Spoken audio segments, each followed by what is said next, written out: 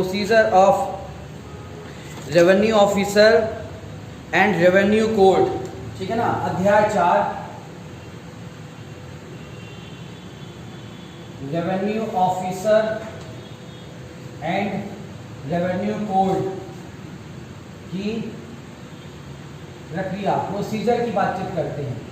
Procedure प्रक्रिया जो है सेक्शन जो है आपकी 27 से 43 तक, धारा 27 से लेकर के 43 तक में इस प्रोसीजर को बताया गया है।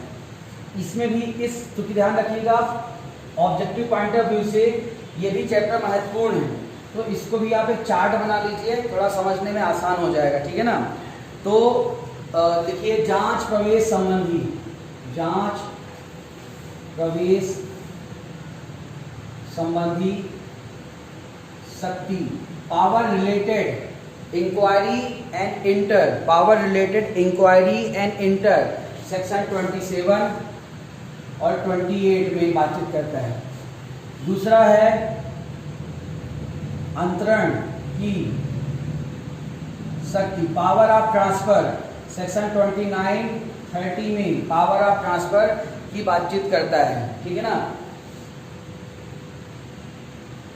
विशेष शक्ति, स्पेशल पावर, विशेष शक्ति सेक्शन 31, 32 बहुत ही महत्वपूर्ण धाराएं हैं, तो इसमें विशेष शक्ति स्पेशल पावर है वो बातचीत करता है, ठीक है ना।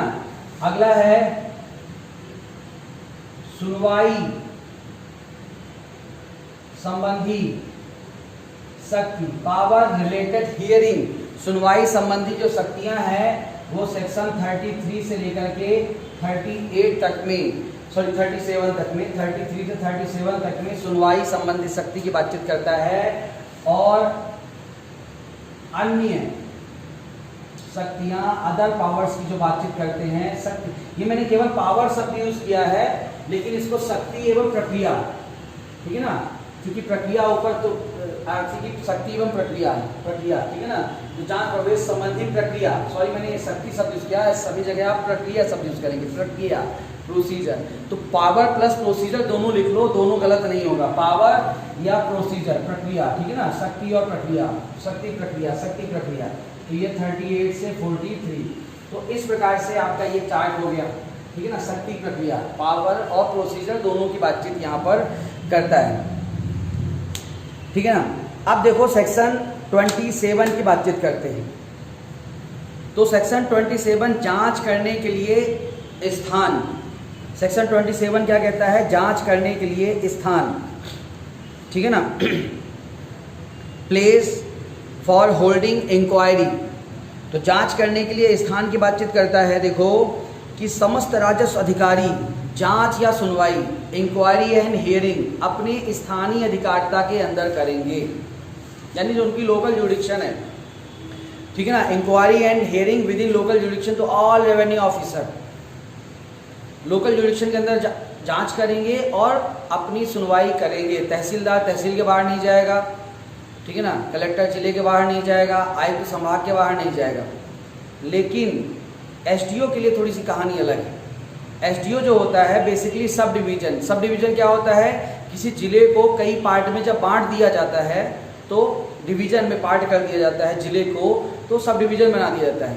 तो अब जैसे मान लो किसी जिले में 4 सब डिवीजन है तो 4 एसडीओ नियुक्त करेंगे, लेकिन कोई एसडीओ पूरे जिले में जांच विचारण कर सकता है, ठीक है ना। भले ही उसको किसी पर्टिकुलर पार्ट के लिए एसडीओ बनाया गया है, लेकिन एसडीओ पूरे जिले में, ध्यान रखना, पूरे जिले में, यानी अपनी अधिकारिता के बाहर जा कर के भी वो इंक्वायरी कर सकता है और हियरिंग कर सकता है, ये बात ध्यान रखना, ठीक है ना।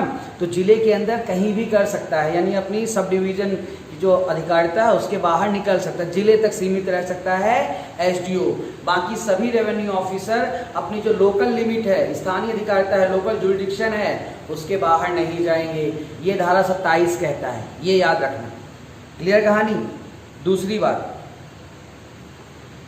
बात, अच्छा इसको ऐसे याद रखना कि क्यों ऐसा एसडीओ ऐसा क्यों कर पाएगा भाई, एसडीओ आखिर होता तो कलेक्टर ही है ना। आप चले डिप्टी कलेक्टर हो, असिस्टेंट कलेक्टर हो, पर होता तो कलेक्टर है। आप लोग जब जज बन जाओगे तो भले सिविल जज द्वितीय, लेकिन कोई सिविल जज ऐसा थोड़ी लिखवा था, सिविल जज क्लास 2 किसी की जज की गाड़ी में आप ऐसा लिखा नहीं पाओगे सिविल जज क्लास वर्ग 2, वो काहे लिखे वर्ग 2, लोग बोलेंगे ये सेकंड क्लास ऑफिसर बोलने लगे, वो तो केवल न्यायाधीश लिखवाता है, ठीक है ना।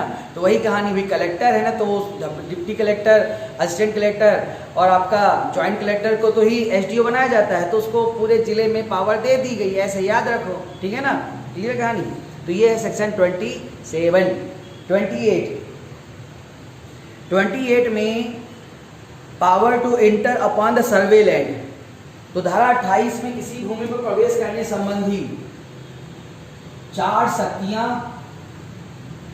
और 4 कर्तव्य, ठीक है ना, 4 पावर और 4 ड्यूटीज दी गई हैं जितने भी ऑफिसर हैं भू मतलब कि लैंड यहाँ की भू इसके MPLRC में, उन सभी के लिए, ठीक है ना। तो देखो राजस्व अधिकारी, ऑल रेवेन्यू ऑफिसर, राजस्व निरीक्षक, रेवेन्यू इंस्पेक्टर, RI साहब, कानूनगो, नगर से ध्यान रखना RI को सामान्य बोलचाल में कानूनगो भी बोलते हैं, ठीक है ना। कानूनगो साहब सुना होगा ना, कानूनगो साहब, तो कानूनगो साहब RI को ही बोलते हैं।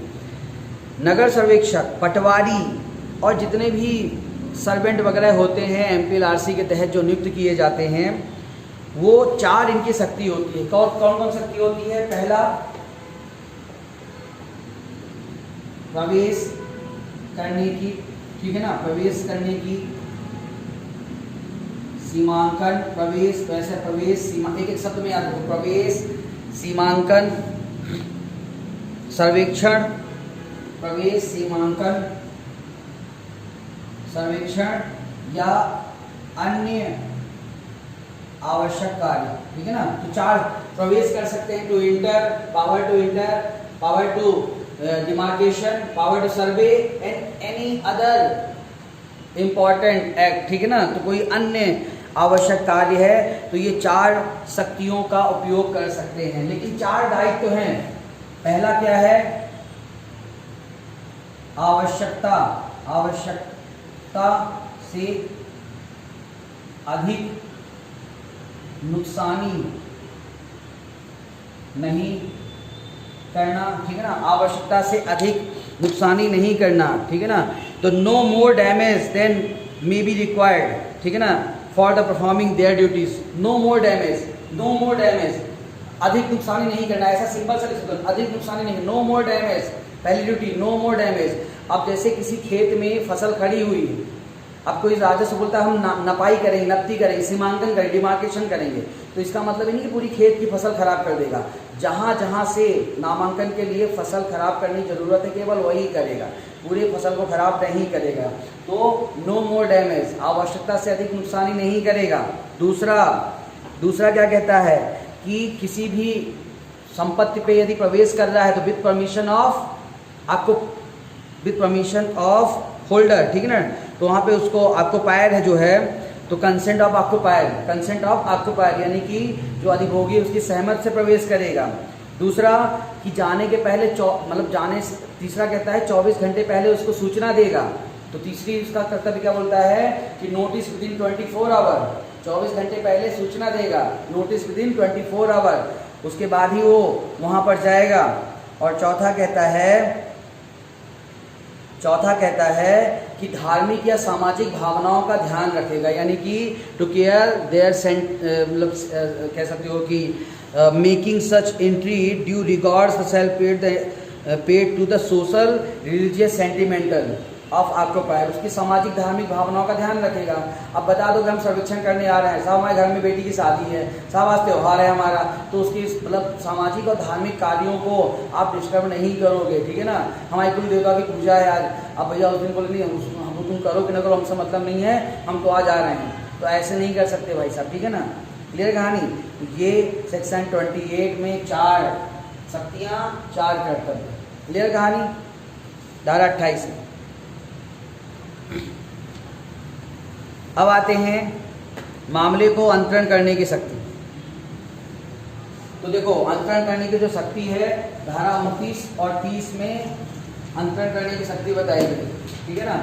तो 29 में जो अंतरण करने की शक्ति है वो बताई गई है आपकी मंडल और आयुक्त की। इसकी मंडल और आयुक्त, ठीक है ना, 2 लोग यहाँ पर 29 के तहत मामले को अंतरण कर सकते हैं।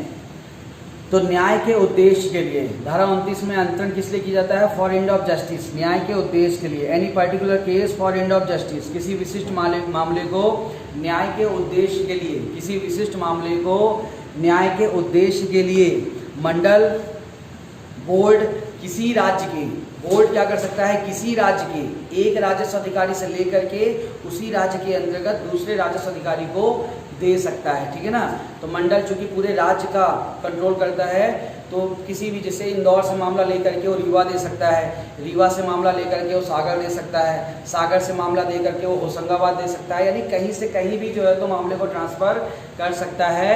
ठीक है ना, एक संभाग से दूसरे संभाग, एक जिले से दूसरे जिले, कहीं भी कर सकता है, मंडल ट्रांसफ़र कर सकता है। लेकिन जो आयुक्त है, चूंकि आयुक्त केवल संभाग के अंदर, तो एक संभाग के एक जिले से मामला लेकर के उसी संभाग के दूसरे जिले में, या किसी संभाग से एक तहसील से मामला लेकर के उसी संभाग के दूसरे जिले के तहसील में मामले को ट्रांसफ़र कमिश्नर कर सकता है। ठीक है ना, अब वो कहाँ से कहाँ अंतरण कर सकेगा ये तो इतना डिटेल जाके नहीं पूछेगा। ओटी कहाँ पूछेगा? पहला कि मंडल की अंतरण की शक्ति किस धारा में है और किस उद्देश्य से? न्याय के उद्देश्य की पूर्ति के लिए। मंडल और आयुक्त, बोर्ड एंड कमिश्नर, ठीक है ना, power to transfer of case, अंतरण करने की शक्ति जो है वो आपकी सेक्शन 29 में बताई गई है।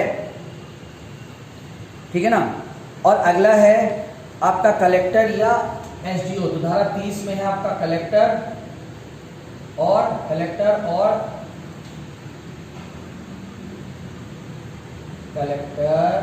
एसडीओ।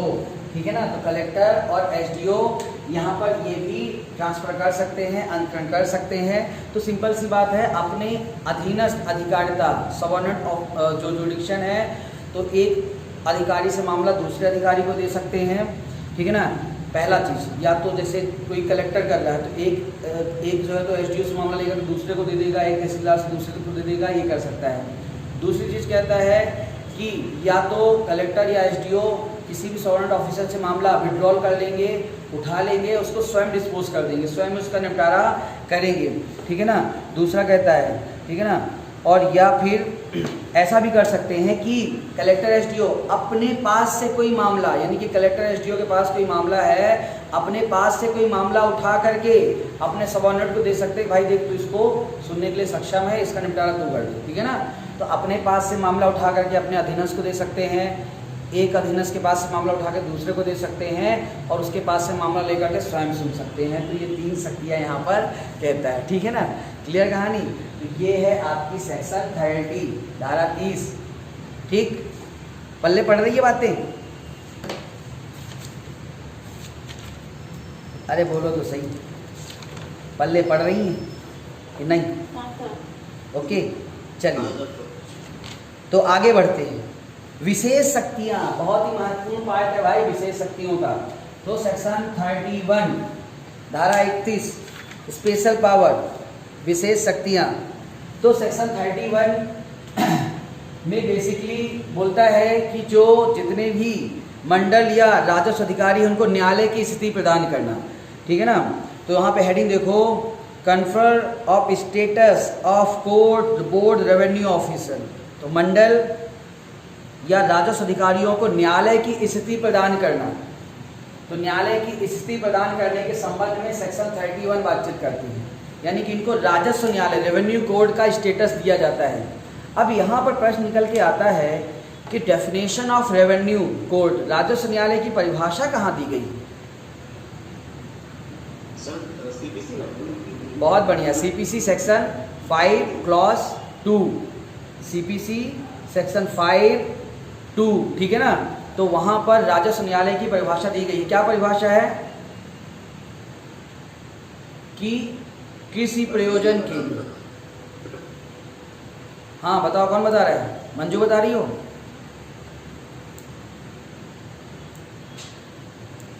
चलो, कृषि प्रयोजन के लिए जो भूमि है उसके संबंध में राजस्व लाभ या भाटक के संबंध में जो विवाद है, डिस्प्यूट है, उनको डिस्पोजल करने का जो काम है वो राजस्व न्यायालय बोर्ड ऑफ रेवेन्यू के द्वारा, सॉरी बोर्ड ऑफ रेवेन्यू में चला गया, क्या कहते हैं, कि कोर्ट ऑफ रेवेन्यू बोर्ड नहीं, कोर्ट ऑफ रेवेन्यू, ठीक है ना, या रेवेन्यू कोर्ट, तो रेवेन्यू कोर्ट के द्वारा यहाँ पर किया जाता है, ठीक है ना, CPC सेक्शन 5(2). तो ऐसा न्यायालय जो किसी स्थानीय विधि के अधीन किसी प्रयोजन के भाटा के राजस्व लाभों से संबंधित वाद या कार्यवाहियों को ग्रहण करने की अधिकारिता रखता है, ठीक है ना। Court having jurisdiction under any local laws to entertain suit और other proceeding relating the rent, revenue और profit of land used for agriculture purpose, ठीक है ना। तो जो कृषि प्रयोजन के लिए भूमि प्रयोग की जा रही है उससे संबंधित कह सकते हो कि राजस्व लाभ या भाटक से संबंधित जो विवाद हैं उनका निपटारा करने वाला जो न्यायालय है वो कह सकते हो कि रेवेन्यू कोर्ट कहलाएगा, राजस्व न्यायालय कहलाएगा। ये ध्यान रखिएगा, सेक्शन 5 क्लॉज 2 CPC में डिफाइन किया गया है, ठीक है ना। धारा 31 में केवल इतनी सी बातचीत है कि राजस्व अधिकारी यानी कि जो आपने पहला चार्ट देखा था, जितने तो पहले चार्ट में जो पहला और दूसरा यानी कि पहले पार्ट में जितने मतलब बोर्ड है यानी कि रेवेन्यू बोर्ड है, बोर्ड ऑफ रेवेन्यू है, और जितने भी रेवेन्यू ऑफिसर सेक्शन 19 में जो सेक्शन 11 में जो 19 प्रकार के, धारा 11 में जो 19 प्रकार के राजस्व अधिकारी बताए गए उनको, और जो धारा 3 में मंडल बताया गया है उसको राजस्व न्यायालय की शक्तियाँ प्रदान की जाती हैं धारा 31 के तहत, ठीक है, आराम से धीरे धीरे। धारा 32 इनहेरेंट पावर, अंतर्निहित शक्ति।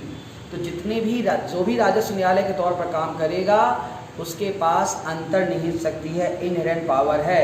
और ध्यान रखिएगा अंतर्निहित शक्ति के बारे में प्रावधान हमने 2 जगह और पढ़े हैं, 3 निकल गया, 3 जगह हैं टोटल, ठीक है ना।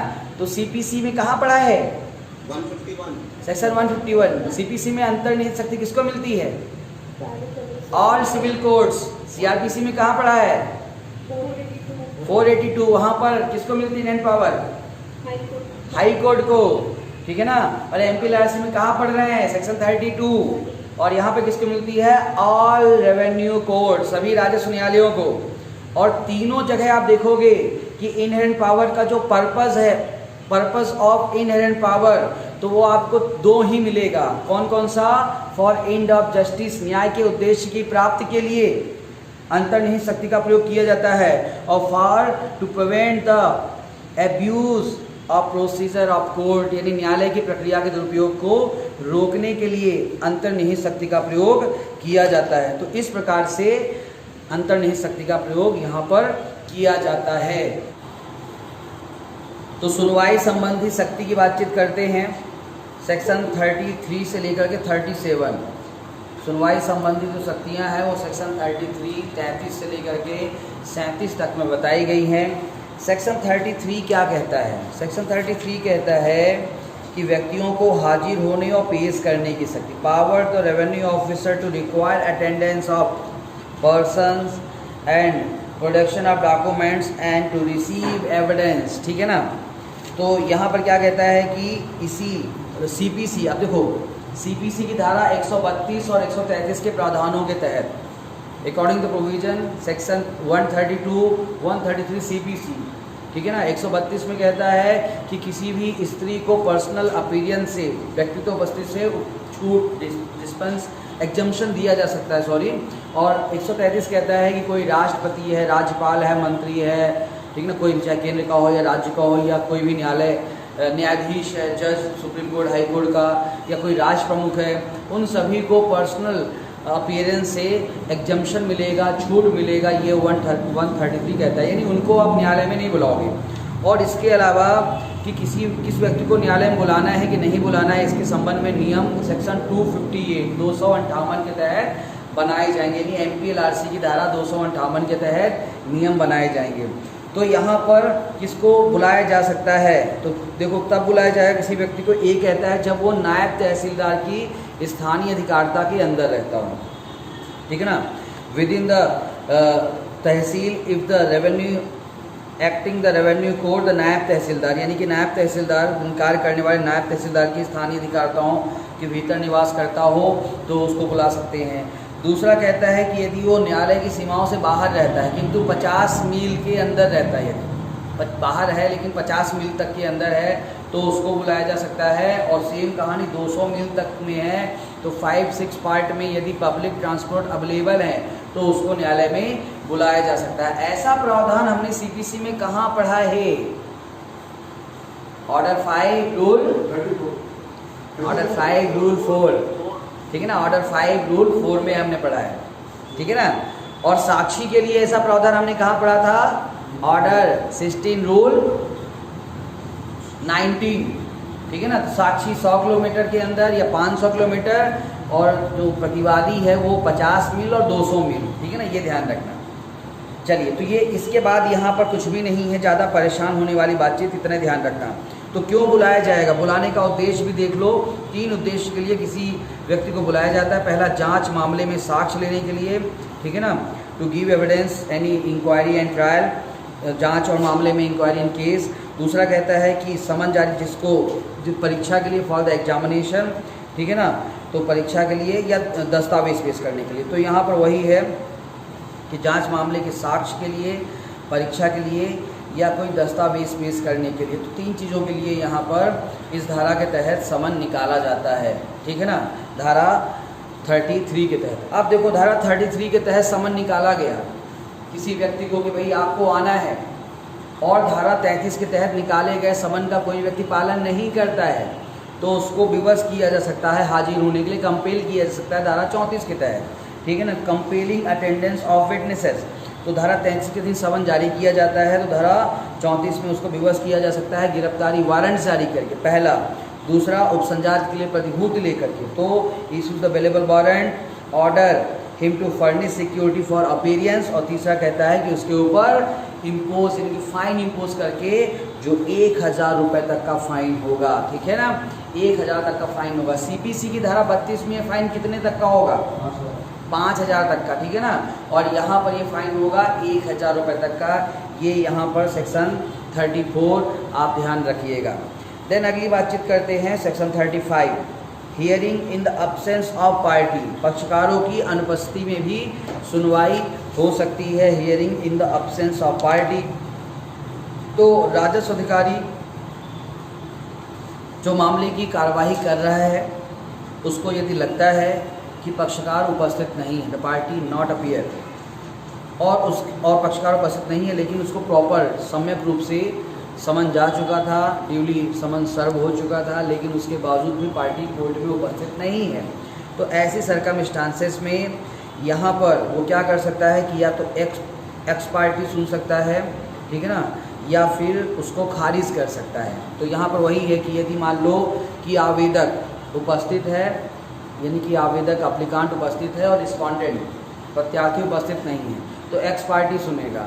लेकिन जहाँ पर रिस्पोंडेंट उपस्थित है और जो आवेदक है आपका तो एप्लीकांट नहीं है, तो ऐसी कंडीशन में उसको खारिज कर देगा, आवेदन को डिसमिसल कर देगा, ये ध्यान रखना।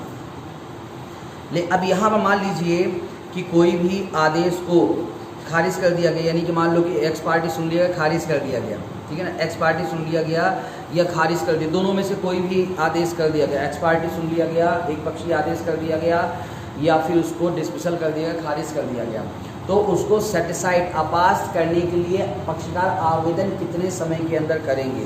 तो यहाँ पर देखो, आदेश के जानकारी में आने की तारीख से 30 दिन के भीतर, ठीक है ना, the within 13 days from the date of such order are known the order in the case of notice, ठीक है ना। तो यहाँ पर जैसे ही आदेश हो गया है या आदेश की जानकारी के 30 दिन के अंदर उसको सेटिसाइड करने के लिए आवेदन यहाँ पर किया जाएगा और सेटिस्फाई किया जाएगा कि I have some sufficient reason, मेरे पास कुछ पर्याप्त हेतु था जिस वजह से मैं उस पर्टिकुलर दिन पर नहीं उपस्थित हो पाया। और यदि राजस्व न्यायालय उचित समझता है तो ऐसे कंडीशन में अपास्ती उस आदेश को अपास्त सेटिसाइड कर देगा, समाप्त कर देगा, और जहाँ से कार्यवाही उसने समाप्त की थी, मतलब बंद की थी, वहीं से कार्यवाही आगे कंटिन्यू कर लेगा। यहाँ पर यही आपका सब रूल 3 यहाँ सब सेक्शन 3 यहाँ पे कहता है, ठीक है ना।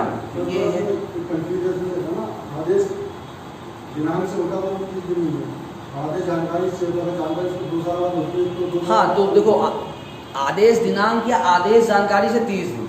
अब आदेश दिनांक या आदेश जानकारी, अब जैसे ये जनरली ऐसे लिखा है, जैसे मान लो कोई गांव का पक्षकार है अब उसको थोड़ी पता होगा, तो जब कोर्ट आया, जब उसको जानकारी होगी, तो या तो आदेश दिनांक से या आदेश की जानकारी से, ठीक है ना। तो लेकिन जैसे जानकारी हो गई, जैसे पक्षकार आया अगले हियरिंग में, तो पता चला कि अरे उसके बाबू ने बताया कि भाई तुम्हारा केस तो खारिज कर दिया गया, तो फिर ऐसी कंडीशन में अब उसको जब भले ही वो खारिज किया गया 6 महीने पहले, लेकिन 6 महीने बाद उसकी तारीख लगी, तो 6 महीने बाद आया तारीख में, तो पता चला कि भाई साहब बाबू ने बताया कि ये खारिज हो गया, तो चूँकि बाबू बताता, फिर जिसको अंगूठा लगाता है अंगूठा लगवाता है, साइन करने आता है साइन करने आता है, तो उससे पता चल जाता है इसको जानकारी हो गई। अब जानकारी हो गई, अब 30 दिन के अंदर तुमको अपील वाला अपास्त करने के लिए आवेदन करना है तो कर दो, नहीं तो उसके बाद तुम्हारा अधिकार समाप्त हो जाए। समझ में आ गया? इतनी सी बातचीत और कुछ नहीं। क्लियर? तो ये है आपका एक पक्षी कार्यवाही। चलो अब आगे देखते हैं, चूँकि इकट्ठे ही सब बातें बोल दिया है, तो अर्जेंटमेंट फॉर हियरिंग। अब तारीख मतलब सुनवाई चल रही है, तो तारीख भी मांगा जा रहा है सुनवाई के दौरान। तो अर्जेंटमेंट यदि मांगा जा रहा है, तो यहाँ पर ध्यान रखना 3 अर्जेंटमेंट, यहाँ पर भी सेम सीपीसी जैसी कहानी है कि 3 अर्जेंटमेंट यहाँ पर दिया जाएगा, ठीक है ना। तो 3 स्थगन दिया जाएगा, धारा 36, 36 यहाँ पर ध्यान रखिएगा। और लास्ट में कहता है कि मान लीजिए न्यायालय ने, लास्ट में कहता है कि मान लीजिए न्यायालय ने मामला डिस्पोज कर दिया, तो अब कौन कार्यवाही के खर्चे, कास्ट ऑफ प्रोसीडिंग देगा कार्यवाही के खर्चे का आदेश देने की यहाँ पर राजस्व न्यायालय की शक्ति। तो कुल मिलाकर के धारा 33 से लेकर के धारा 37 तक में आपकी जो कह सकते हैं कि जो सुनवाई की जो प्रोसीजर है वो पूरी कवर अप हो जाती है। तो धारा 33 में फिर से समझ लो, समन जारी किया जाता है, ठीक है ना, साक्षियों को, ताकि वो अपीयर हो सके, उनका साक्ष्य लिया जा सके। और धारा 33 के साक्ष्य को यदि पालन नहीं करते हैं तो धारा 34 के तहत उनको कंपेल किया जा सकता है, ठीक है ना, विवश किया जा सकता है साक्षियों को न्यायालय में उपस्थित होने के लिए। 3 तरीके से विवश किया जाता है, गिरफ्तारी वारंट, ठीक है ना, प्रतिभूत सिक्योरिटी डिपॉजिट करवा के, और 1000 का फाइन देकर के। 35 में एक पक्षीय आदेश जिसको अपास 30 दिन के अंदर किया जा सकता है। 36 में कहता है आपका, 36 में आपका कहता है कि सुनवाई के स्थगन अर्जेंटमेंट, तो 3 अर्जेंटमेंट दिया जाएगा। और 37 में है पावर टू अवार्ड कास्ट, खर्चा दिलाने की शक्ति। तो खर्चा जो है तो राजस्व न्यायालय पक्षकारों को जो भी रहेगा, जैसा कार्रवाई खर्चे जैसा भी रीति हो, मैनर हो, उससे आदेश कर सकता है। तो यहाँ तक की कहानी हो गई। अब भाई साहब ये आपकी जो कार्रवाई थी, ये कैसी कार्रवाई थी? सुनवाई संबंधी शक्ति। अब अन्य शक्तियाँ, ठीक है ना, तो सुनवाई संबंधी शक्ति 33 से 37। अब अन्य अदर्स पावर 38 से लेकर के 43 मैंने आपको बताया था। तो 38 से 43 तक में यहाँ पर क्या कहता है? अन्य शक्तियाँ देखिए, तो सेक्शन 38 का हेडिंग भर याद रखना बस, कि स्थावर संपत्ति कब्जा परिदत्त विषयक आदेश निष्पादित करने की शक्ति। तो यहाँ पर वही है कि यदि स्थावर संपत्ति इनमूवेबल प्रॉपर्टी का पोजीशन किसी भी पक्षकार के पक्ष में आदेश राजस्व अधिकारी ने दिया है कि भाई इनको स्थावर संपत्ति कब्जा दे दिया जाए, तो ऐसी कंडीशन में यहाँ पर कार्यवाही जो है, ठीक है ना, जिसके पक्ष में, जिसके फेवर में आर्डर दिया गया है, तो वह क्या कर सकता है कि भूमि को खाली करवाने के लिए, भूमि खाली कर दी तो ठीक है ना, भूमि खाली करवाने के लिए जो कार्रवाई है 38 के तहत की जाती है। प्रोसीजर है, इतना कोई समस्या वाली बातचीत नहीं है कि यदि आदेश दे दिया गया है तो निष्पादन करके आवेदन लगाया जाता है। तो फिर वो जो ऑफिसर है, जो ऑफिस जिसके पास आवेदन लगाया जाता है, ठीक है ना, वो फिर जो कब्जाधारी व्यक्ति है, ठीक है ना, तो कब्जा पर्सन इन पोजीशन कब्जाधारी व्यक्ति है, उसको नोटिस देगा कि रीजनेबल टाइम के अंदर खाली कर दो। और यदि वो हट जाता है ठीक है, नहीं हटता है तो उसको हटाने के लिए आवश्यक कार्यवाही कर सकता है। अब यहाँ पर मान लो कि वो नहीं हट रहा, कह रहा है कि नहीं साहब यहाँ पर मेरा ही अधिकार बन रहा है, तो क्यों वो नहीं हट रहा है? क्या उसने गलत तरीके से उस पोजीशन को रिटेन करके रखा है?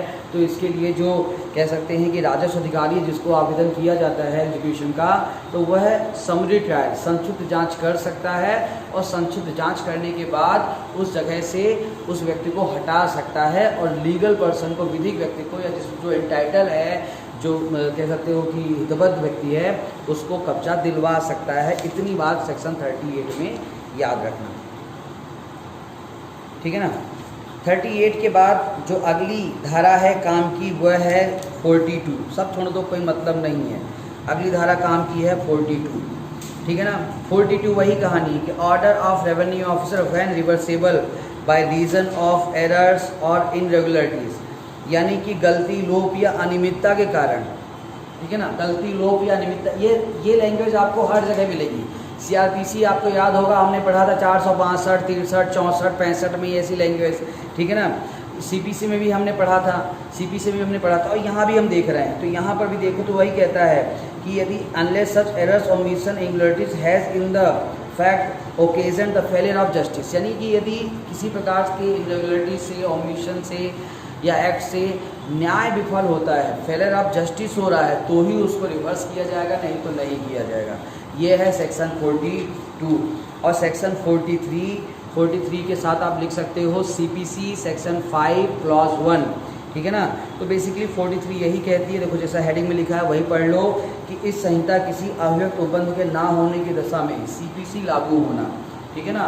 The code of civil procedure to apply when the no express provision made in this code, किसी भी प्रावधान के संबंध में कोई अव्यक्त उपबंध यदि नहीं है तो ऐसे सर्कमस्टांसिस में क्या लागू हो जाएगी, CPC लागू हो जाएगी।